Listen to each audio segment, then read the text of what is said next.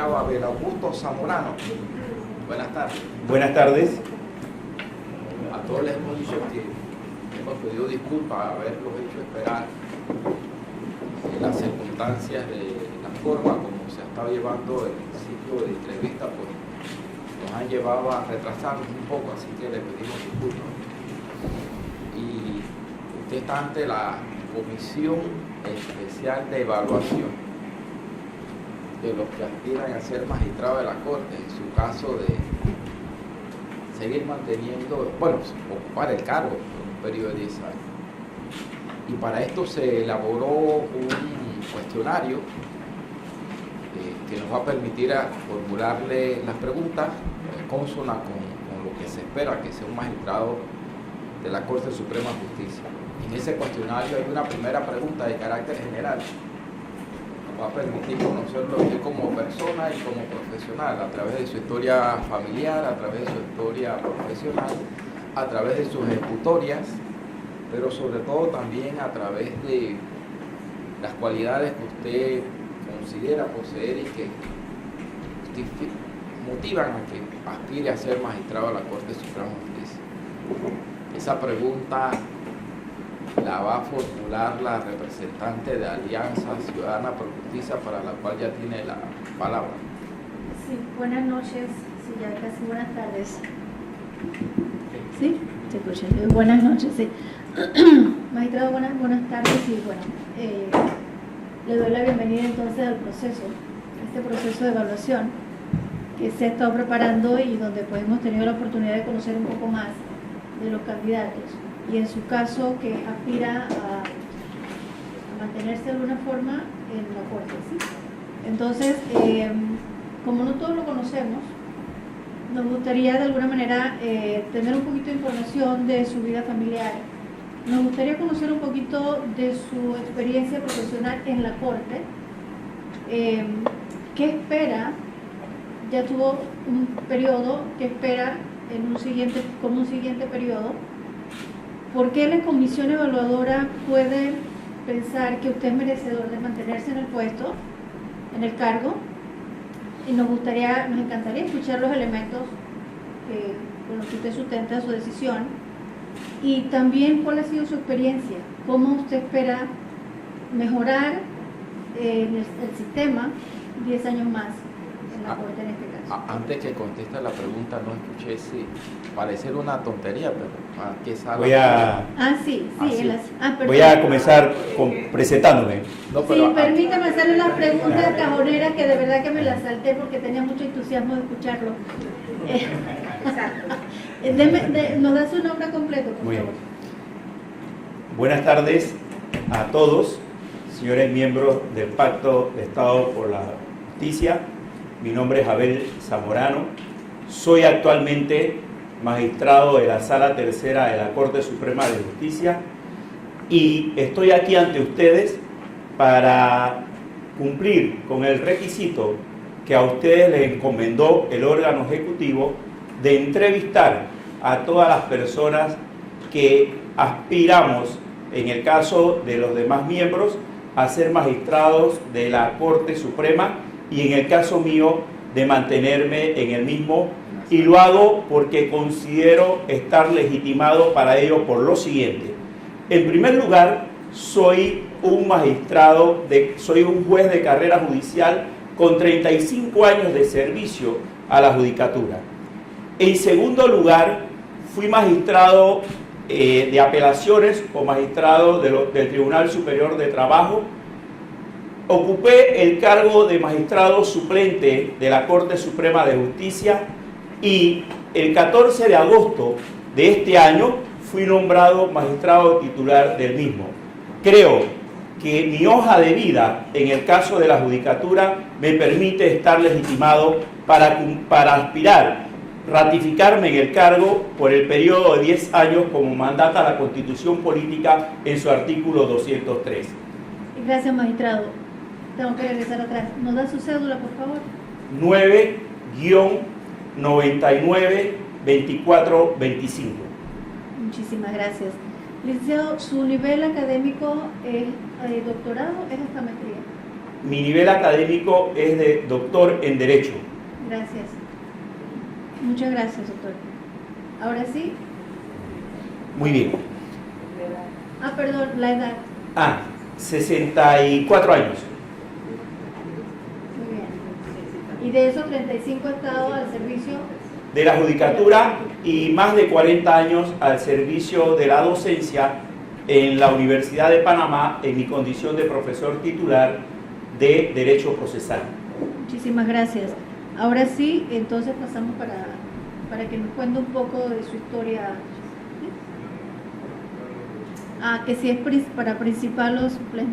Sí, ratificarme en la condición del cargo que por espacio de 6 meses tengo en estos momentos en la Corte Suprema de Justicia, sea magistrado titular de la Sala Tercera de la Corte Suprema. Muchas gracias. Es que son las preguntas cajoneras que se las estamos haciendo a todos, ¿sí? Así que no se preocupen. Sí, ahora sí.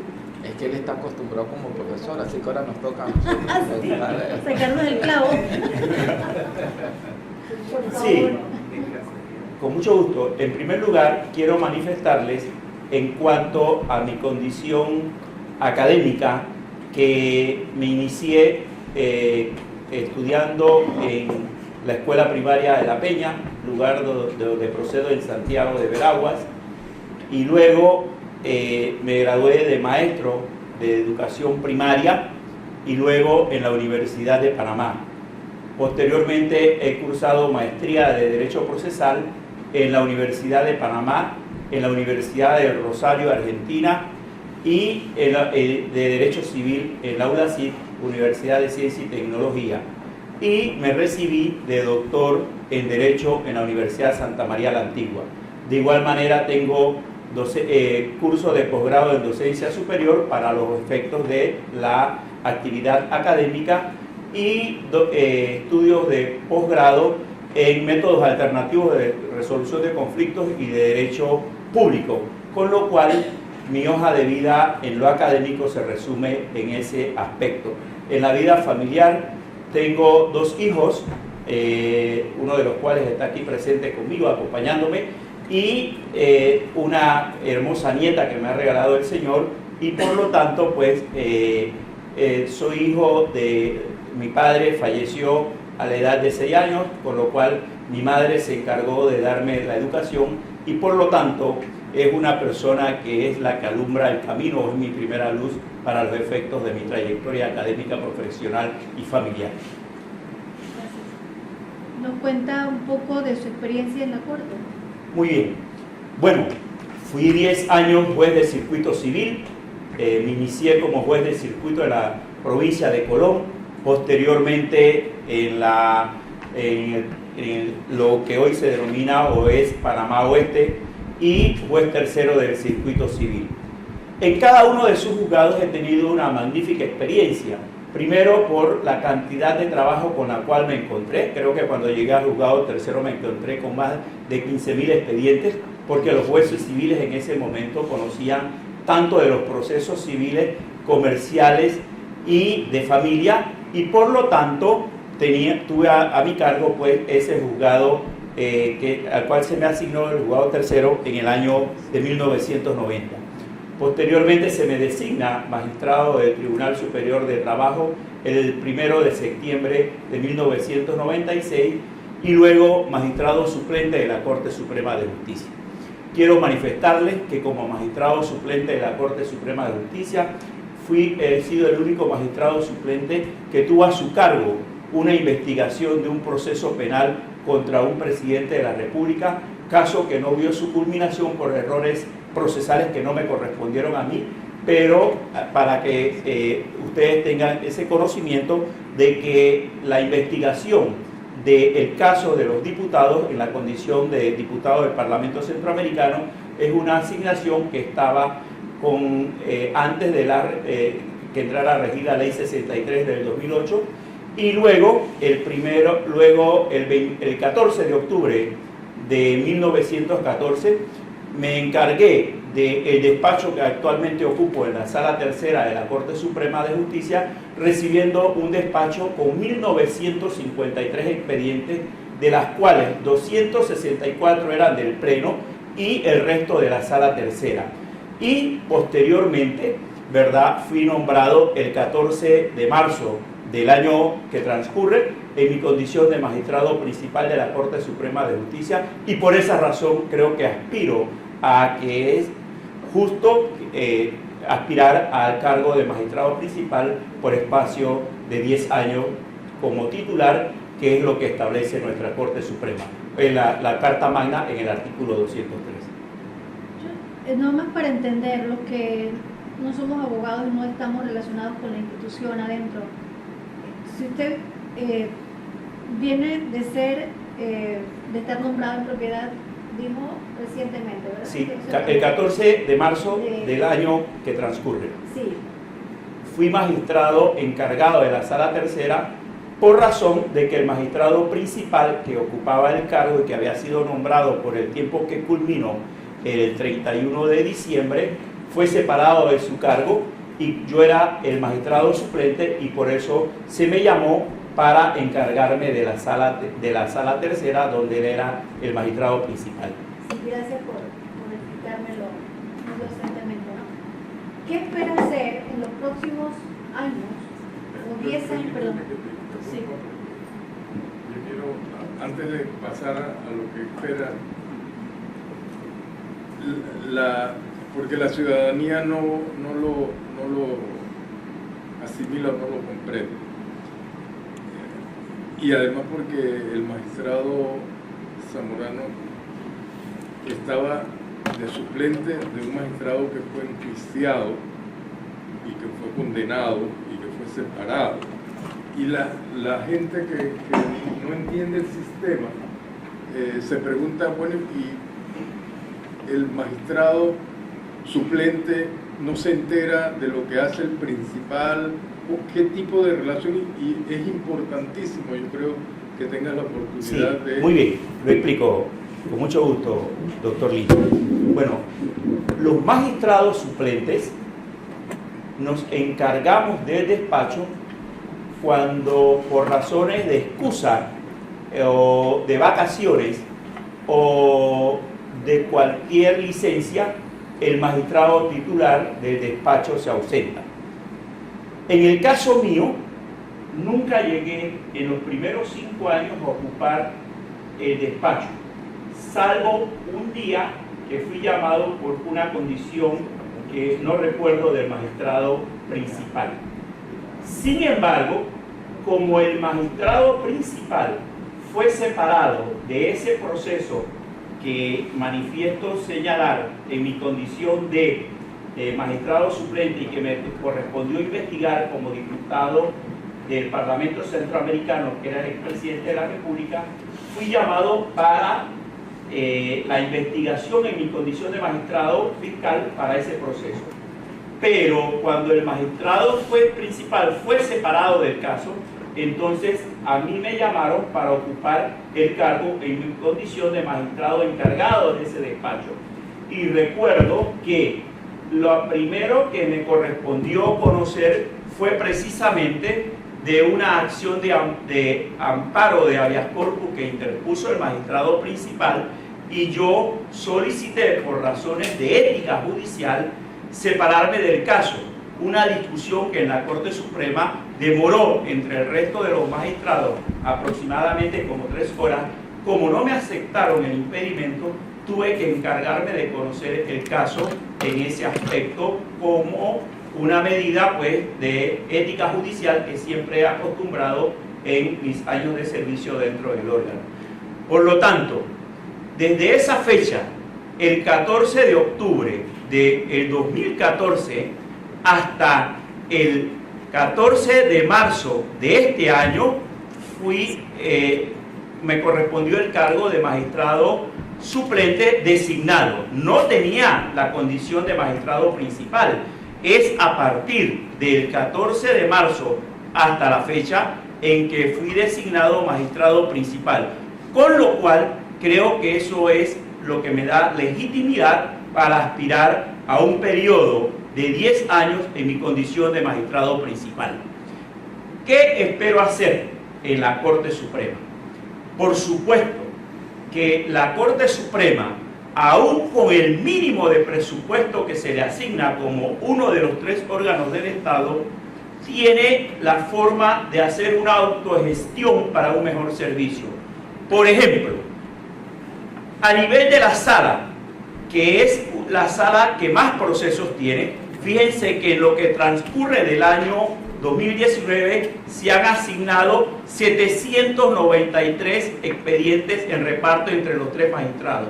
El año pasado se le asignaron a la sala tercera 1.543 expedientes, con lo cual los magistrados de la sala tercera tienen un alto volumen, pues conocen de una serie de materias, no solamente en el aspecto de lo contencioso administrativo. Es la sala tercera, a falta de no existir una sala de casación, la que conoce del recurso de casación en materia laboral, la que conoce de todas las excepciones que se presentan en los procesos de jurisdicción coactiva. Explico para los que no son abogados. ¿Qué son los procesos de jurisdicción coactiva? Son los procesos que tienen las instituciones del Estado cuando el deudor, el ciudadano, deja de pagar los compromisos que tiene en su condición de impuestos o de préstamos, y las excepciones que estos ciudadanos establecen para los efectos de que se cumpla con el debido proceso, lo conoce la sala tercera. Y conoce la sala tercera, además de todos los procesos que conoce la Junta de Relaciones Laborales, que es además una asignación especial creada por la Ley Orgánica del Canal de Panamá. Con lo cual, el volumen de trabajo de la sala tercera es muy extenso. Además de eso, los magistrados de la sala tercera conocemos de los procesos de pleno, es decir, de los procesos que se presentan ante los magistrados de la Corte Suprema con razón de la inconstitucionalidad de las leyes a través de los 3 métodos o 4 métodos que existen: acción de inconstitucionalidad, consulta de constitucionalidad, advertencia de inconstitucionalidad y acción de inexequibilidad.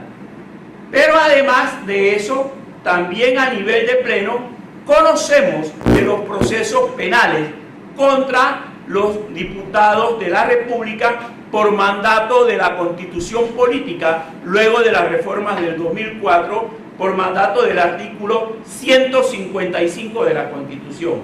Es decir, los magistrados de la Corte actuamos como magistrados especializados en la sala, es decir, los magistrados de la sala primera actúan como magistrados de la sala civil, los magistrados de la sala segunda actúan como magistrados de la sala penal, y los magistrados de la sala tercera actuamos como magistrados de lo contencioso administrativo y conocemos del recurso de casación laboral. Pero además de eso, somos a nivel de pleno, por mandato del artículo 206, los magistrados que conocemos del control de la constitucionalidad como guardianes de la Constitución. Y por mandato de la Constitución, conocemos de los procesos penales contra los diputados. En el caso nuestro, tuvimos a nuestra disponibilidad muchas investigaciones como en condiciones de magistrado fiscal. Y para manifestarle que el solamente trasladarnos a lugares inaccesibles como Mariato, en Soná, Colón, para la investigación de un diputado suplente en el caso de droga, conlleva toda la pérdida de un día o 2 días fuera del despacho, con lo cual se va acumulando el trabajo que nos corresponde en la sala y el trabajo que nos corresponde en el pleno. Tenemos las lecturas de cada uno de los casos a nivel de pleno, pero además las lecturas de los casos de sala, con lo cual el trabajo de los magistrados de la Corte Suprema de Justicia es muy elevado y no hay, ¿verdad?, la condición de la designación o el establecimiento de un tribunal constitucional, salvo ahora que se establece a nivel de las reformas que se han discutido, que se están discutiendo, presentadas por la Concertación Nacional. Yo pienso que es importante que la ciudadanía sepa el trabajo delicado, porque ser juez no es fácil. Esa misión es muy difícil, es la misión más sublime que puede ocupar un servidor público, y hacerlo con civismo, hacerlo con responsabilidad es tremendo. Nosotros aspiramos, siendo magistrados titulares, algunas cosas como por ejemplo que a nivel de la sala las lecturas sean simultáneas para evitar la duración no razonable de los procesos. Nosotros conocemos a nivel de la sala, por mandato de la ley 135 de 1943, de medidas cautelares, y no es justo que una medida cautelar se demore, ¿verdad?, más del tiempo que es importante para que se pueda garantizar la justicia de lo que ocurre en la práctica.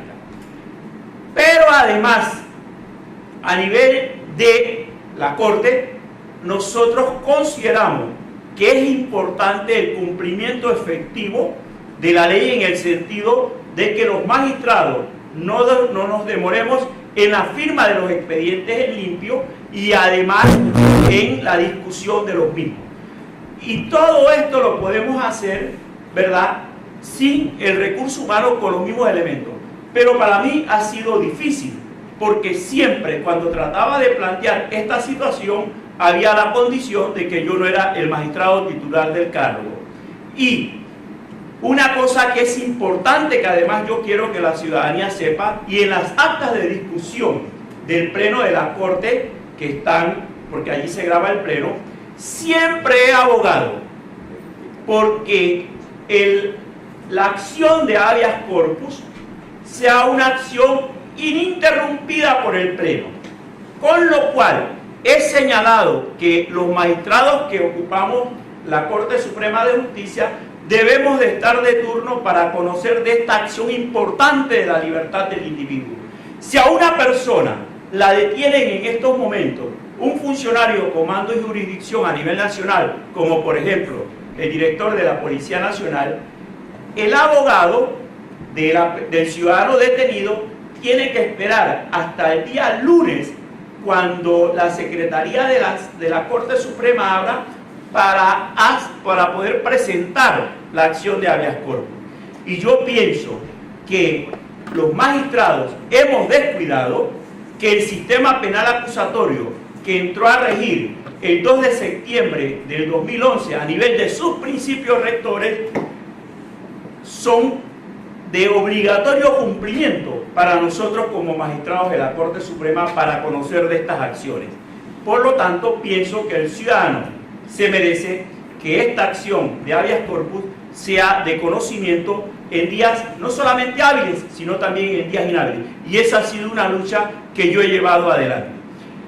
En otro orden de ideas, estimo que los magistrados debemos no solamente de tener, ¿verdad?, a nuestra disponibilidad el conocimiento rutinario de los casos, tenemos que capacitarnos. La capacitación es importantísima. Yo acabo de regresar de un curso de libertad de expresión y tecnología para magistrados de las Cortes Supremas de Iberoamérica. Y en este curso hemos discutido sobre la importancia de la libertad de expresión, la revolución tecnológica, lo que es el Big Data para los efectos del derecho, y nosotros no podemos descuidar, actualizarnos para poder brindarle a la ciudadanía una justicia de calidad. Y esa justicia de calidad es la que nos va a garantizar una mejor calidad de vida a todos los panameños. En la medida en que nosotros podamos establecer ese aspecto, en esa medida podemos garantizarle a los ciudadanos panameños esa confianza. Tiene que haber una conexión. Por ejemplo, fíjense que en la Corte Suprema de Colombia o el Tribunal Constitucional de Colombia, siempre que se decide un fallo, hay un vocero de la Corte que anuncia cómo es el fallo. Y ya la ciudadanía sabe, luego del anuncio de ese fallo, cómo decidió la Corte. Yo pienso, y ha sido otra lucha que yo he planteado a nivel del Pleno de la Corte, que la Corte Suprema de Justicia tiene que tener un vocero para los efectos de que la sociedad, los medios de comunicación, que son importantísimos para que la opinión panameña tenga conocimiento de cómo se ha decidido determinado caso, tenga conocimiento de cómo la Corte ha decidido ese caso. Y ese vocero judicial es importante que se establezca por parte de la Corte. Tengan ustedes la plena seguridad de que si el señor presidente de la República me designa para continuar ocupando el cargo, esa va a ser una de mis tareas importantísimas, porque eso es importante, que haya una conexidad entre la Corte Suprema y la sociedad civil a través de los medios de comunicación, que juegan un papel importantísimo de informar a los ciudadanos. Ojo, pero de informarlos adecuada y responsablemente. Lo que no se puede hacer es que los medios de comunicación, con las nuevas tecnologías que existen actualmente, entre ellas las redes sociales, lleven dos procesos. Uno, el que se lleva por parte del tribunal, y el otro, el que se lleva a través de la forma mediática de comunicación. Porque además de violarle o no tutelarle adecuadamente los derechos al ciudadano, se establece una desinformación a la opinión pública de cómo debe actuarse. Y yo creo que esa es una responsabilidad sobre las cuales el Estado debe de tomar, ¿verdad?, una responsabilidad para evitarnos, ¿verdad?, que exista de parte de la opinión pública dos informaciones o dos procesos, el mediático y el que se lleva en la carpetilla o en el expediente. De manera que esto es trascendental. Carlos. A propósito de esa comunicación y ese planteamiento, fue justamente el magistrado Moncada que estableció un bloqueo, o más difícil y menos fluido la comunicación con los medios de comunicación a través de una resolución cuando era presidente de la Asamblea, de la Corte, centralizando la información. Esto produce que los medios de comunicación, primero la ciudadanía, eso le produce suspicacia, que estarán escondiendo, que quieren que no nos enteremos. Entonces la ciudadanía busca la forma de ver cómo filtra información que a veces no es la más adecuada o completa, ¿no? Entonces este punto que usted está planteando, que debe ser por la influencia de su compañera esposa, que es una comunicadora social reconocida y muy buena, esto que le ha hecho entender la necesidad de una verdadera fluidez de la información que le va a dar transparencia. Pero yo quiero insistir con la pregunta que yo hice anteriormente, porque yo tengo claridad de que los suplentes no pueden cargar con la actuación de sus principales, aun cuando, porque la concepción normal de alguien es, bueno, el suplente es la misma cosa que el principal, ¿verdad? Y como usted está, porque incluso uno ha escuchado a partir de su postulación en los medios y en las redes sociales, pero bueno, es que él era el suplente de un magistrado que fue condenado por enriquecimiento injustificado, y yo creo que eso es importante, que ante este grupo, pero también por el rol que nosotros estamos jugando frente a la comunidad, tenga la oportunidad de clarificar una situación como esa. O sea, ahí no hay responsabilidad, si hay responsabilidad compartida o qué, porque además la condena no se le dio a él en función tanto como magistrado de la Sala Tercera, sino de la presidencia, del acceso al control económico y de la influencia como presidente de la Corte,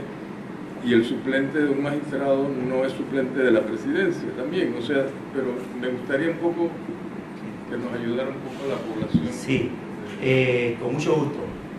Bueno, en primer lugar, para dar respuesta a su pregunta, creo que es importante que la opinión pública, la sociedad y ustedes sepan que la Corte Suprema tiene una junta directiva, tiene un presidente que es escogido por los 9 magistrados, tiene un vicepresidente que es escogido por los 9 magistrados, pero además tiene un presidente, cada sala tiene un presidente, y ese presidente lo escogen los integrantes de la sala. En ausencia del presidente, se encarga de la Corte Suprema el vicepresidente, no se encarga el magistrado suplente. El magistrado suplente se encarga en los procesos del Pleno. ¿Y cuáles son los procesos del Pleno? Los procesos de inconstitucionalidad, es decir, los procesos no solamente del control constitucional, sino de lo que Mauro Capelletti denominó la justicia de la libertad. Me refiero al habeas data, que es el derecho a la información, me refiero al habeas corpus y me refiero al amparo de garantías constitucionales. Entonces, si el magistrado principal se declara impedido, luego entra el suplente a conocer de ese caso del Pleno.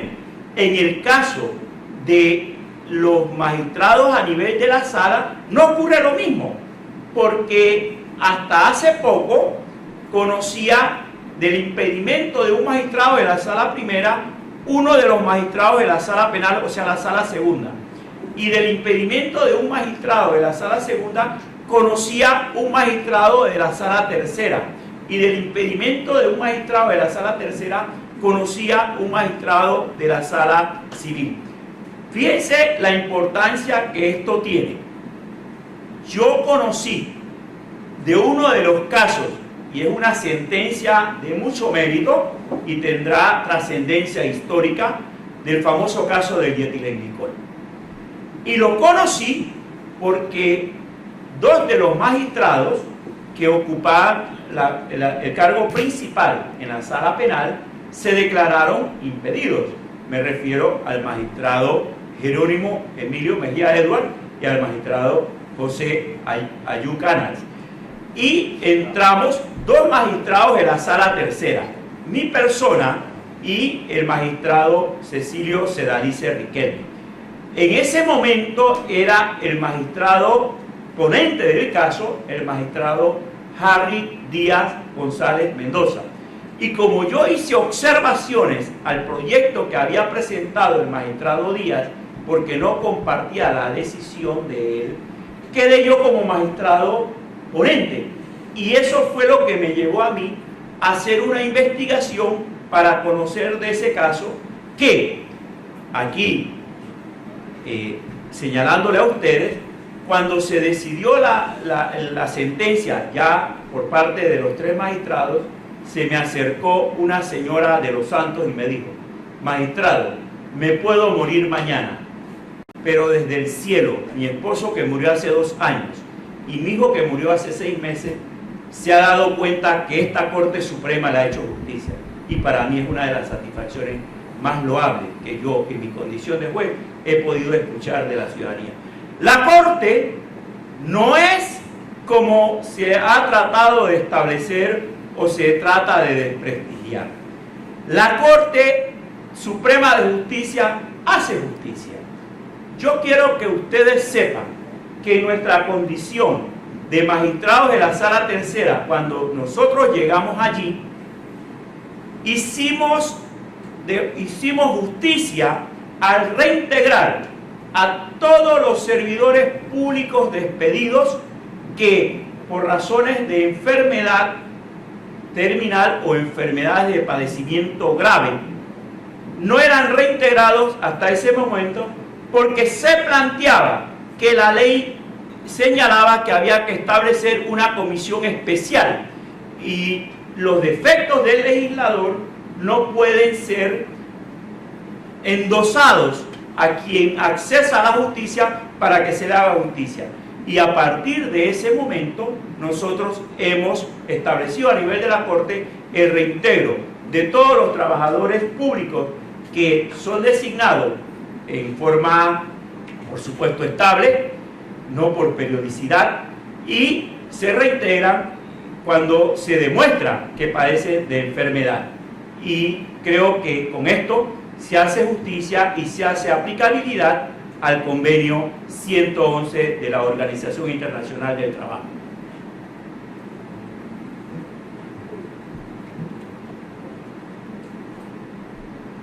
¿Preguntas del colegio? Vamos con eso. Gracias, yo decido. Gracias, magistrado. Buenas tardes. Buenas noches ya. Lo he escuchado hablar. Nosotros tenemos aquí las preguntas que usted también conoce. Nos hemos dividido aquí las preguntas y me correspondía preguntarle que si consideraba usted que el Servicio de Administración de Justicia necesitaba ser transformado. Y lo he escuchado en su presentación, que usted opina que deben de cambiar a nivel de la Corte la lectura simultánea, el cumplimiento efectivo de la ley, no demora en las firmas, etc. La pregunta va concisa.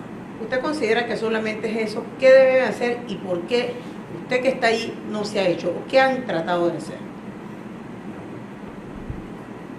Resulta que el Pleno tiene además de las funciones judiciales, tiene las funciones administrativas. Estas funciones administrativas que en otros países tiene a su cargo los consejos de la magistratura son también de competencia del Pleno. Entonces, el Pleno tiene que establecer la designación de los magistrados, tiene que conocer hasta que entre a la aplicación, la jurisdicción de transparencia y carrera judicial, tiene que conocer de los procesos disciplinarios contra los jueces, es decir, contra los magistrados de los tribunales superiores. Todo ese aspecto administrativo minimiza el tiempo del magistrado, con lo cual pensamos que es importante, ¿verdad?, que este tipo de funciones que de igual manera jugaba o tiene a su cargo el juez penal en el sistema antes que entrara a regir el Código de Procedimiento Penal, que lleva adelante ahora la oficina judicial y que es el que tiene a su cargo establecer todo lo que es la audiencia, también debe de ser tomada en cuenta. Y además de esto, yo pienso que estas transformaciones a la administración de justicia no solamente tienen que hacerse en el plano jurisdiccional, sino de igual manera en el plano administrativo. Yo hago un llamado aquí a todos ustedes para que este órgano del Estado, al cual no se le asigna el presupuesto adecuado, se le asigne un presupuesto adecuado. Una de las quejas que yo más recibo de parte de mis estudiantes de maestría, que son abogados y con los cuales tengo una comunicación directa, además una encuesta, como alguien dijo por allí, de carne y hueso propia, donde se quejan de que los establecimientos donde funciona el sistema judicial como Plaza Ágora no tiene las condiciones adecuadas. Y si nosotros no tenemos una infraestructura adecuada y si nosotros no contamos, ¿verdad?, con un presupuesto adecuado, ¿cómo se nos exige una buena calidad de justicia? Les pongo un ejemplo práctico para que vean la importancia y trascendencia de este hecho. El distrito de Arraiján, en Panamá Oeste, que es un distrito donde se escogen a 3 diputados de la República. Es un distrito donde ocurre una gran cantidad de accidentes de tránsito. En ese distrito solamente funcionan 2 jueces municipales. Son jueces mixtos. Conocen de asuntos civiles, penales, de libre competencia y protección al consumidor. Conocen además de los procesos de tránsito cuando hay lesionados con más de 30 días de incapacidad. ¿Cómo nosotros podemos exigirle a estos jueces calidad de justicia? ¿Cómo le podemos exigir a estos jueces que tienen además una gran cantidad de procesos de uno de los delitos de mayor trascendencia en este país, como lo es la violencia doméstica, si no asignamos una infraestructura adecuada y no establecemos una administración de justicia de acuerdo con el número de ciudadanos.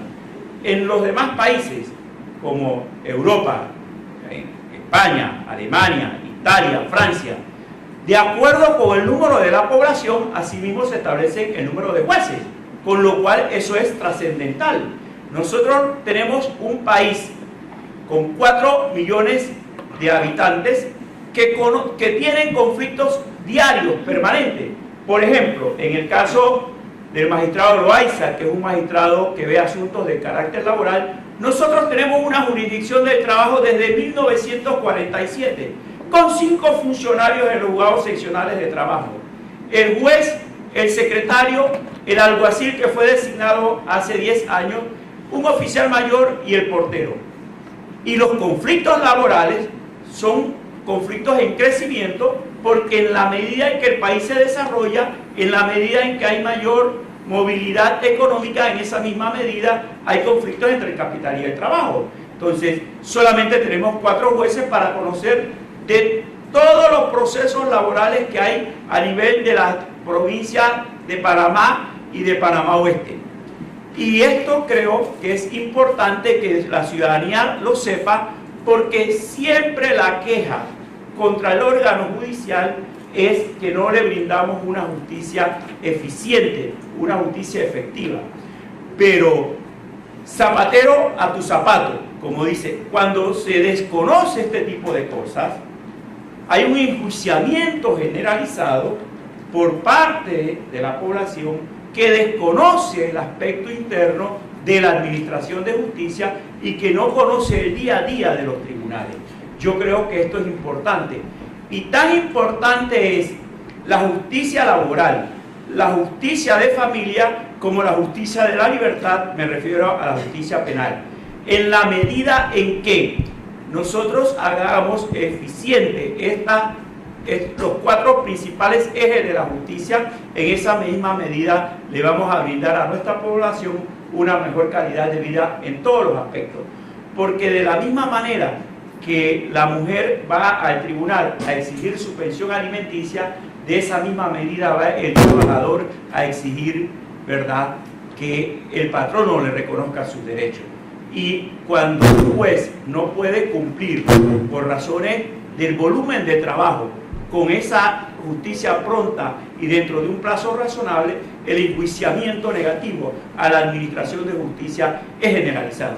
De la misma manera que se generaliza cuando hay un caso, ¿verdad?, de alto perfil, como se establece en el aspecto penal. Y como la ciudadanía no conoce, y los medios o algunos periodistas no conocen lo que es las noticias judiciales, se piensa muchas veces que cuando una persona que está cumpliendo una pena privativa de la libertad, ya porque ha sido sentenciado mediante justicia, mediante sentencia firme o mediante medida cautelar, se fuga de uno de los centros penitenciarios o evade ese centro penitenciario, la justicia no sirve y la queja es generalizada. Y esa parte no le corresponde al órgano judicial, esa parte le corresponde al órgano ejecutivo a través de lo que es el sistema penal. En ese aspecto creo que es importante que haya una información y que la ciudadanía sepa. Por eso yo siempre he dicho, y lo repito, que para poder que el sistema penal acusatorio, que tantas críticas recibe y que es eficiente, pueda ser efectivo, nosotros tenemos que concientizar a nuestra familia, a nuestros estudiantes, a la comunidad en general, para que vean la utilidad de este sistema. Y eso comienza con los valores cívicos que tenemos que comenzar a inculcar en nuestra familia. Miren, en otros países, la máxima ley, la ley suprema, la Constitución, se le regala a los niños con dibujos para que el niño comience a conocer cuáles son sus derechos, cuáles son los derechos que el Estado le tiene que ofrecer a él, pero también los deberes. Porque todos exigimos derechos, pero cuando hablamos de deberes, no los enmarcamos adecuadamente o no los manifestamos eficientemente. De manera que yo pienso que eso es importante, licenciada Cedeño. Entiendo entonces que las ideas existen, que es un problema de presupuesto. Es un problema de presupuesto, es un problema de que se entienda que se requiere, a medida que la población crece, un crecimiento en los órganos, en los 3 órganos estatales: el Ejecutivo, para que haya una buena gobernanza, el Legislativo y el órgano judicial. Y en la medida en que el órgano judicial no se le dote de ese presupuesto adecuado, no podemos hacerle frente a todas estas peticiones de quienes accesan a la administración de justicia. Todo el que va a la administración de justicia es porque tiene un conflicto, y ese conflicto tiene que solucionarse. Y de la misma manera, los abogados tenemos que cumplir un rol, y es que el proceso es el último de los métodos de solución de conflictos que debemos utilizar. Debemos utilizar la mediación, la conciliación.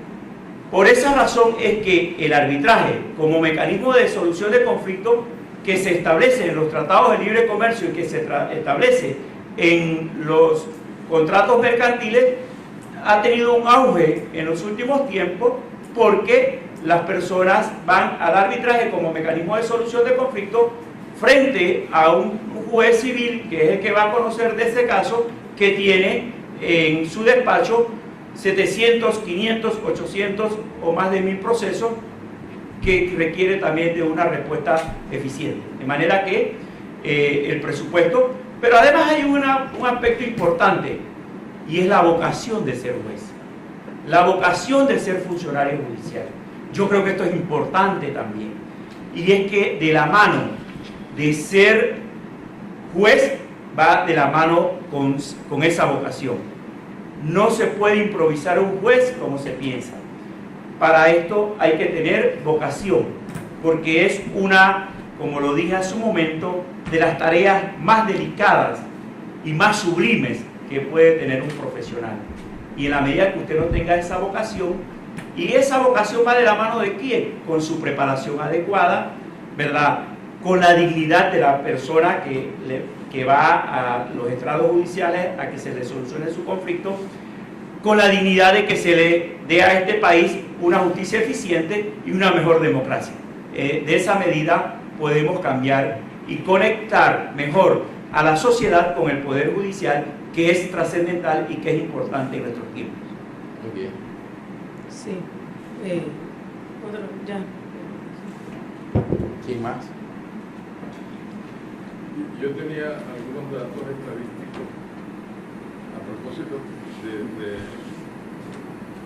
de dotación de jueces por cada 100.000 habitantes en comparación. Por ejemplo, Costa Rica, que es el país que tiene más o menos la misma población. En Costa Rica hay una población de 5 tantos millones y aquí hay 4 tantos, ¿no? Y ahí tienes por cada 100.000 habitantes tienen jueces y magistrados de jueces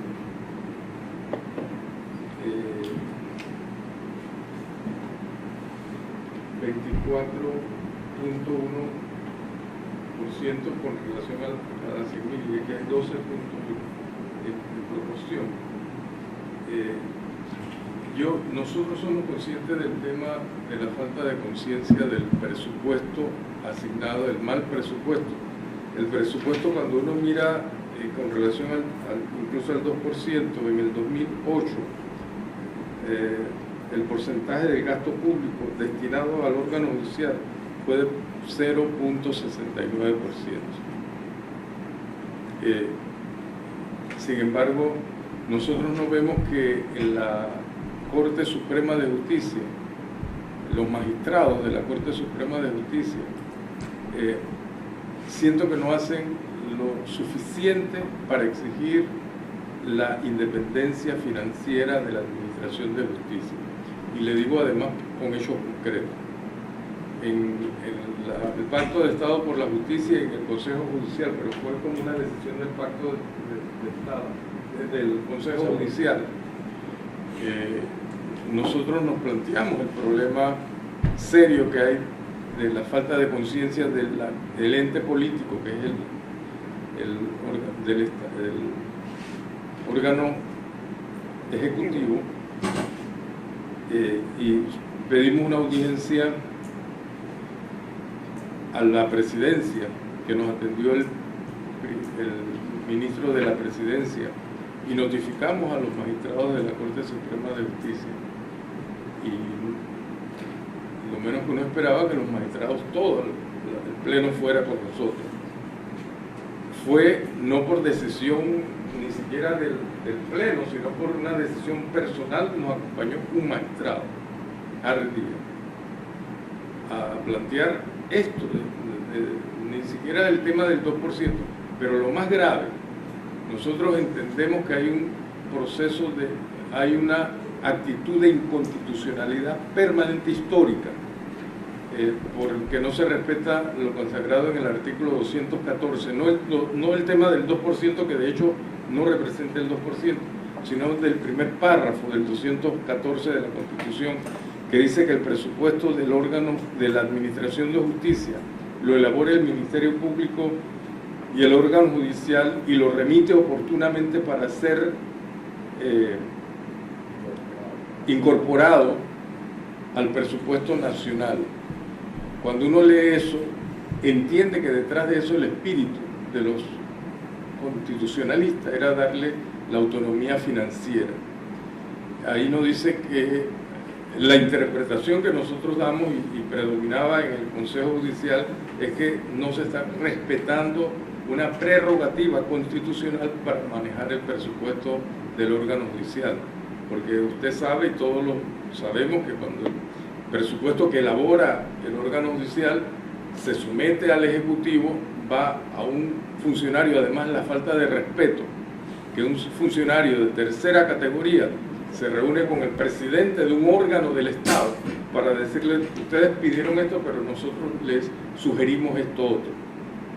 Y respetando lo que dice el artículo 214 en el enunciado principal del artículo, yo presenté un recurso de inconstitucionalidad de la Ley General de Presupuesto del año 2017, me parece que fue. Y la decisión de los magistrados fue no proceder ni siquiera a acoger la demanda, por razones formales. Creo que hubo un debate, yo no sé si usted estaba ahí, pero hubo un debate, algunos salvaron su voto, creo que usted hizo un salvamento de voto, decir, vamos a entrar al fondo de esto. Sí. Quiero manifestar dos cosas.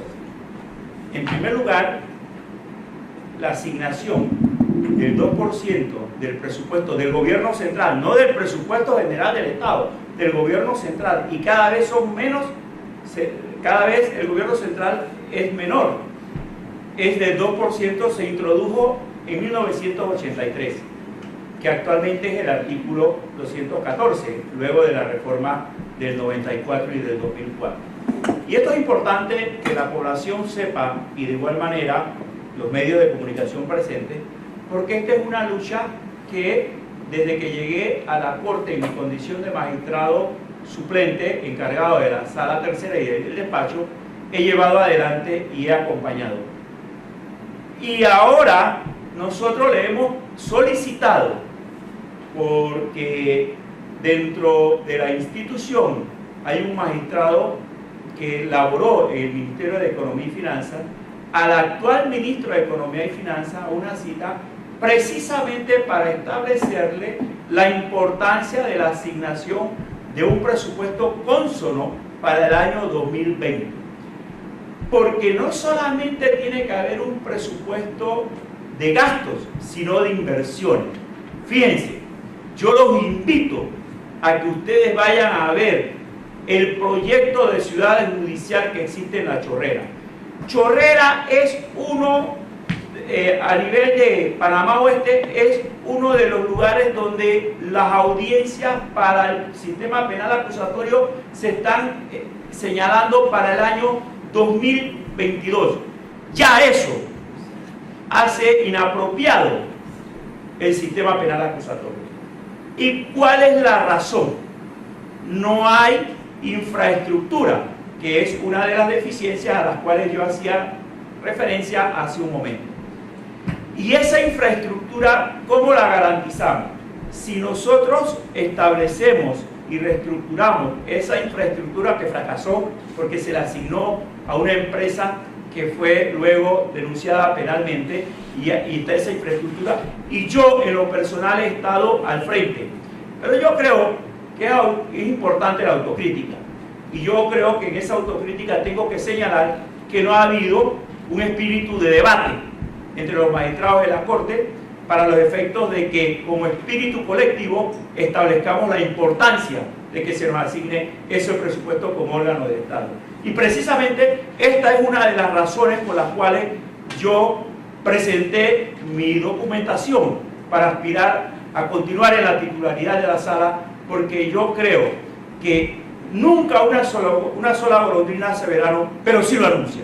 Y yo creo que el debate que hemos tenido a nivel del Pleno para que se le asigne el presupuesto no se ha manejado a nivel de discusión administrativa adecuadamente, y tampoco hemos sido consecuentes con ese requerimiento suyo, porque no solamente en esa demanda, yo siempre he sido un juez garantista en ese aspecto, y creo que cuando una persona presenta una demanda de inconstitucionalidad o una tutela, en el caso de un amparo, el artículo 215 de la Constitución es importantísima, la libertad de forma. Usted no puede establecer restricciones de forma para los efectos de garantizar que se tutela adecuadamente el derecho que la persona reclama.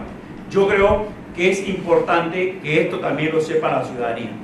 Si bien es cierto que toda acción se tiene que presentar de inconstitucionalidad a través de un abogado y que la demanda debe cumplir con los mismos requisitos del artículo 665 del Código Judicial y del artículo 2570 del Código Judicial en el aspecto del libro cuarto, yo creo que el magistrado que es ponente debe examinar la importancia que ese ciudadano que ha accedido a la Corte como guardiana de la Constitución busca que se le tutele, en beneficio en este caso del propio órgano del Estado.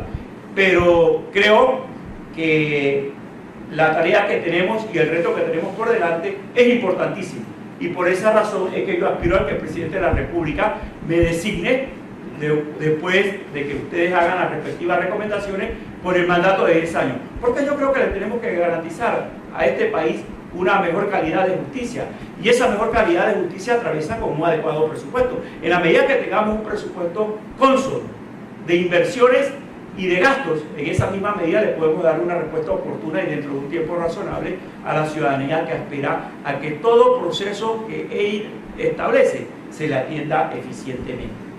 Y no es justo que a este órgano del Estado se le asigne una partida presupuestaria inferior a un ministerio. Si ustedes hacen una comparación entre un ministerio, por ejemplo, hagamos la comparación con el Ministerio de Salud, que es importante, el renglón salud, vivienda, que es importante la vivienda, pero el Ministerio de la Presidencia, veamos el presupuesto asignado a este ministerio en toda la década del 2000, y ustedes se darán cuenta desde el 2001 hasta la fecha que el presupuesto del órgano judicial es inferior a este ministerio. Entonces yo sí pienso que hay que tener conciencia en este aspecto, que es importante que la ciudadanía sepa que se requiere de una eficiencia en el presupuesto para que sus respuestas sean debidamente establecidas o dictaminadas por el juez, y que tenga un proceso dentro de un tiempo razonable. Magistrado, lo que pasa es que para mí, cuando hay una decisión de ese tipo que se supedita el interés de garantizar un mandato constitucional en la más alta magistratura de la Corte Suprema, la única respuesta que yo percibo o siento es que la decisión política o el condicionamiento político, o sea, los magistrados que se sienten del partido que está gobernando no le quieren causar un problema al Ejecutivo que lo designó. Es mi interpretación, yo no lo quiero comprometer a usted, es mi interpretación.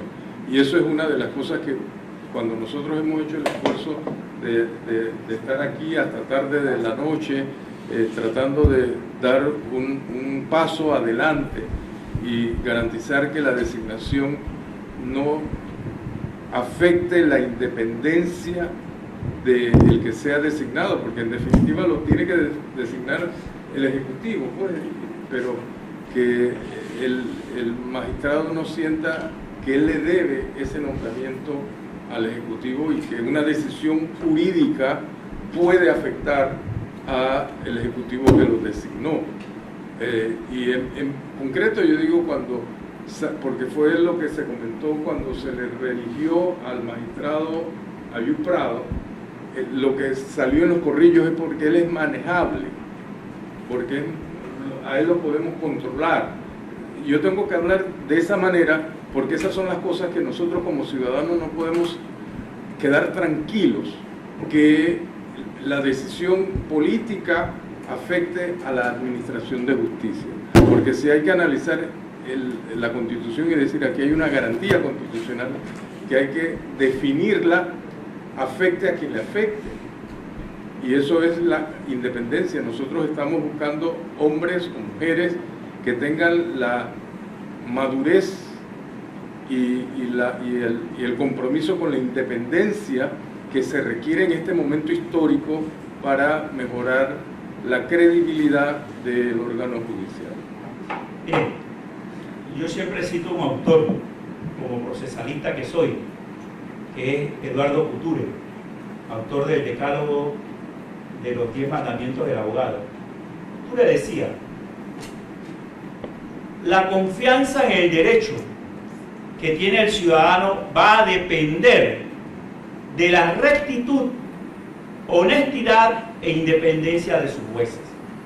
En la medida en que el juez sea independiente, que es una norma no solamente que se establece en la Constitución política y en la Convención de los Derechos Humanos, sino en todos los convenios internacionales, ¿verdad? Como lo es el Pacto de San José, sino que esa independencia o esa confianza en el órgano judicial va de la mano de un adecuado presupuesto. El doctor César Quintero, que es un jurista que creo que todos tenemos conocimiento de él por la trayectoria como constitucionalista que fue, decía: ¿de qué se puede garantizar, señalando en el texto constitucional que los jueces son independientes e imparciales, si no se le garantiza esa autenticidad? ¿Y cómo se garantiza esa autenticidad de independencia e imparcialidad del juez?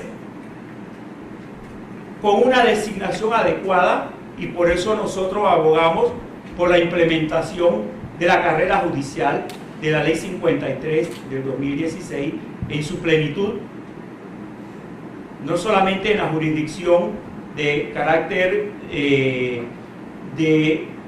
para el juzgamiento de los funcionarios judiciales, sino para escoger a los mejores funcionarios, para que los mejores funcionarios que entran al órgano judicial sean por mérito.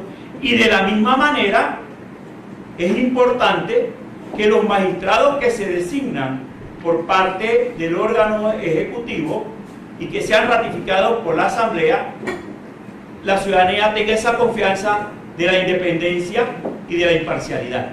Porque para hacer viva esas palabras de Couture se necesita precisamente de esa independencia. Y saber que si se nos ha asignado esa tarea, es una de las misiones más importantes, es una de las tareas más sublimes, más delicadas. Fíjense,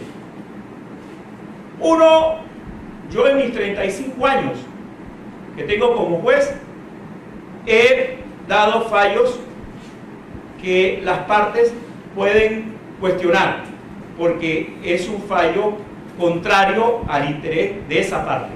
Pero lo que no puede decir esa parte es que el fallo no está motivado, no está adecuado. Y esa motivación de la decisión de parte del juez es la que le va a garantizar esa auténtica independencia y esa imparcialidad. De manera que una motivación adecuada de la resolución evita esas dos cosas, evita arbitrariedad y garantiza independencia. Y eso es importantísimo. Y cuando hablo del juez, no me refiero a los magistrados de la Corte, porque yo quiero que ustedes entiendan que cuando hablamos de juez, hablamos en términos horizontales, no verticales, porque la misma calidad de juez la tiene la juez municipal de David, que ustedes van a entrevistar, que es juez municipal, que el más alto encumbrado o dignatario de la Corte Suprema en su condición de presidente. Son jueces, tienen esa función importantísima de administrar justicia, y la posición de juez se tiene que ver en el aspecto horizontal y no en el aspecto vertical. Claro, esa independencia no libra a que el juez tenga que acatar, el inferior tenga que acatar por razones de los recursos judiciales las decisiones del superior. Y eso también se establece en la Constitución y se establece en el artículo 2. O sea, si la decisión del superior revoca la decisión del juez inferior, el inferior no puede decir, eso es lo que piensa el superior. No. Por eso se garantiza y se supone, entre comillas, que siempre la jerarquía de los cargos dentro del órgano judicial deben de hacerse por conocimiento y calidad y experiencia. De manera que esa capacitación profesional es importantísima. En la medida en que nosotros no nos actualicemos, dejamos de cumplir el primer mandamiento de ese gran procesalista Couture que decía, estudia.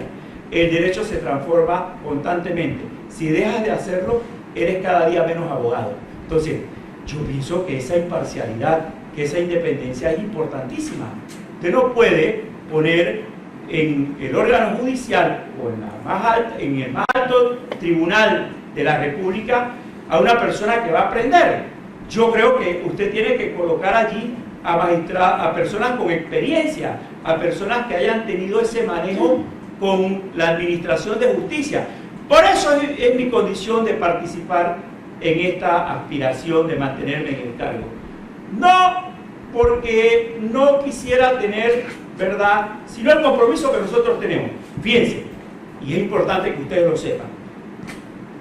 Cuando yo fui designado magistrado de la Corte, que heredé 1957 expedientes, a nivel de sala, he dictado 2.819 sentencias.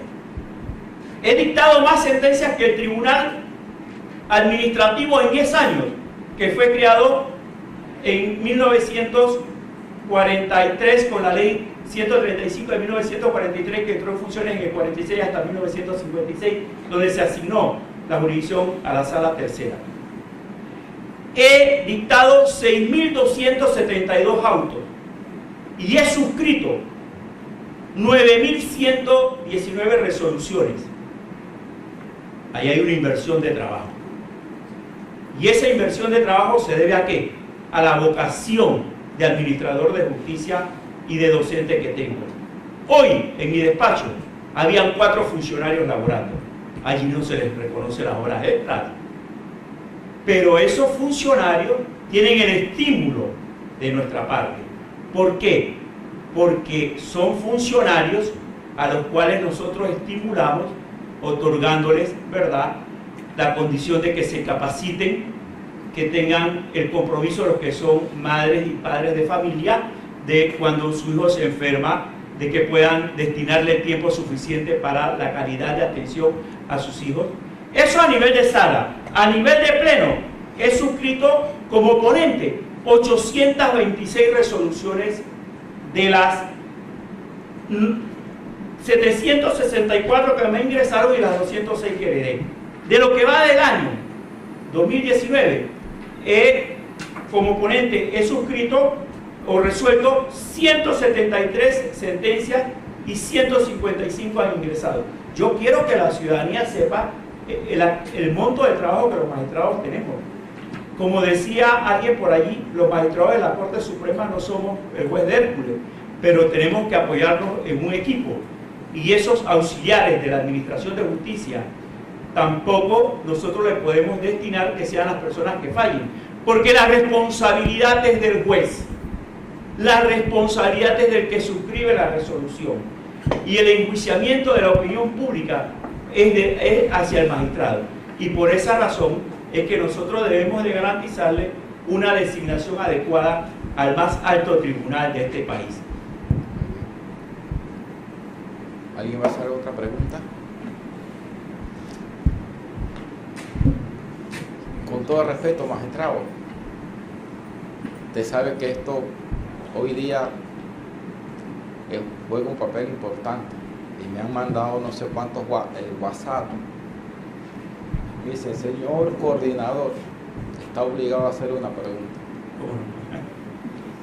Y tiene que ver con el tema de la venta de los fallos en la Corte Suprema de Justicia. Pero con todo el respeto, sí, yo conozco al magistrado Zamorano hace mucho tiempo, pero quiero que me comprendan el papel que estoy en este momento aquí. Porque es un tema que casualmente dio origen al Pacto de Estado por la Justicia. Y si yo no hago la pregunta, mañana es probable que digan, señor procurador, tuvo la oportunidad, usted era el coordinador y no hizo la pregunta. Así que con todo respeto, magistrado, haciéndome eco del tema que se maneja en los medios de comunicación, independientemente no entro a valorar la veracidad o no, pero estoy obligado a hacerle la pregunta.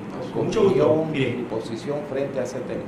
Mire, el cuestionamiento a las decisiones de los magistrados de la Corte Suprema de Justicia no es reciente, es un cuestionamiento de vieja data.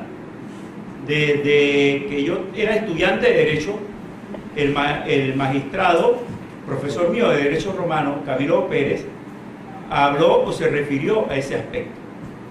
De la misma manera, ha sido consuetudinario, de manera permanente, ese cuestionamiento. Y actualmente se ha manifestado ese aspecto. Yo quiero manifestarle a la ciudadanía que cuando ellos tengan conocimiento de ese aspecto, que pongan la denuncia. Yo creo que nosotros vivimos en una sociedad donde la tecnología es lo que nos permite lo que el Señor está haciendo, ¿verdad?, con el teléfono celular, porque un celular tiene una tecnología superior a la nave Apolo 11 que llegó a la Luna. Y esa tecnología nos permite a nosotros conocernos. Y de la misma manera en que una persona tiene la ligereza de decir que hay venta de fallos del órgano judicial, yo quiero manifestarle a la ciudadanía o a los medios de comunicación que no hay que hacer de estas cosas, como se dice por allí, fake news, noticias falsas o paparruchadas, ¿ya?, que es el lenguaje que utilizan los españoles. Porque este tipo de cuestionamientos perjudican a un órgano importantísimo del Estado. Y en la medida en que una persona sepa que un juez está en ese tipo de actividad, o que un alto magistrado está en esa actividad, en esa misma medida tiene el deber cívico, el deber moral, el deber ciudadano de denunciarlo. Este es un país en donde la tecnología nos permite conocer todo lo que hacemos. Y en la medida en que nosotros tenemos conocimiento de ese aspecto, en esa misma medida debemos de proceder. Yo pienso que ese cuestionamiento mancilla a la institución, generaliza la situación. Y yo tenga la plena seguridad que en la medida en que se denuncia ese aspecto y que a mí me corresponda tomar las decisiones, seré el primero en tomarlas. Lo que no podemos hacer es que una persona se venda a la opinión pública o se venda a los clientes manifestando que tiene contactos en la Corte Suprema.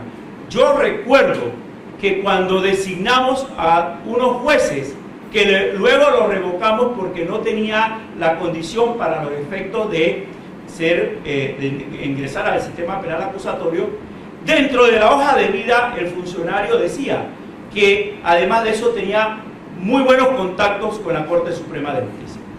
Y los abogados, ahora con esto que está haciendo el fotógrafo del diario La Prensa, hacen videos para venderse, graban las conversaciones. Es más, hay abogados que en los congresos académicos se toman fotos con los expositores, las colocan en sus despachos y dicen: yo soy muy amigo de este magistrado. Y eso es parte de lo que es la tecnología y es parte de lo que tenemos que hacer. Pero es importante que este tipo de noticias, que erosiona la credibilidad, que erosiona el nombre de las personas que hemos dedicado los mejores años de nuestra vida a esta delicada y sublime tarea, sea, por supuesto, ¿verdad?, como nosotros decimos, liquidada con quimioterapia, como el cáncer. Porque en la medida en que nosotros lo hacemos, en esa misma medida erradicamos esos malos comentarios. Y la ciudadanía y los medios de comunicación deben colaborar con este aspecto para que cuando van a hacer, ¿verdad?, una opinión de esta naturaleza, tengan el apoyo probatorio para los efectos de garantizar que esa noticia no es una noticia falsa. Pero el cuestionamiento hacia el órgano judicial siempre va a existir. Y yo hablaba hace un momento de la motivación de las resoluciones, porque en la medida en que nosotros motivamos las resoluciones, le garantizamos a la parte que fue vencida el derecho al recurso. Una resolución que usted recibió contrario a sus intereses o a los intereses que usted defiende como abogado, para eso existen los recursos judiciales. Y si se agotan los recursos a nivel del Estado, tenemos la jurisdicción supranacional a nivel de la Corte Interamericana de Derechos Humanos. De manera que es importante que este tipo de cosas, ¿verdad?, no contribuyan a permear la credibilidad del órgano judicial. Que este tipo de señalamientos no se manifiesten alegremente por parte de una persona, porque esto no es agradable, esto no es beneficioso, no siembra la confianza en la ciudadanía y hace que haya un descrédito a una institución que es importantísima. ¿Por qué? Porque en la medida en que el órgano judicial no tenga esa credibilidad con la sociedad, no podemos garantizar que el proceso garantice el fin para el cual fue creado, que es garantizar la paz y la vida familiar y adecuada dentro de la sociedad panameña. Y yo creo que eso es importante que la ciudadanía, que los medios de comunicación lo sepan y que ustedes lo comprendan también, porque no podemos seguir señalando alegremente como si fuera un canto de Saloma que la Corte Suprema de Justicia o en la Corte Suprema de Justicia se venden los fallos. Para eso están las cantaderas y yo creo que administrar justicia no es una especie de nuestro folclore porque es una tarea sublime y delicada. Muy bien. La Defensoría del Pueblo, nada más que tengamos presente que ya habían pasado para acá, ¿verdad? Pues sí, no la van a repetir. No, estoy diciendo que una última. Okay. Buenas noches, profesor. Tengo para hacerle dos preguntas. En una, si ha sido usted investigado por alguna causa penal o denunciado por faltas a la ética ante el Tribunal de Honor del Colegio, ante el órgano judicial, el Ministerio Público o alguna instancia administrativa. No. He sido, se han interpuesto algunas denuncias ante la Asamblea, que es la instancia correspondiente en el conocimiento de los magistrados de la Corte, pero como las denuncias han sido por decisiones de fallos, creo que la Asamblea, y de eso me he dado cuenta por los medios de comunicación, pero no he sido notificado de ninguna de esas denuncias, ni tampoco he sido investigado. Y creo que así se establece en la documentación que presenté. Gracias. Ya. Bueno. Eso sí que ya está. Yo hice así porque ya no sé.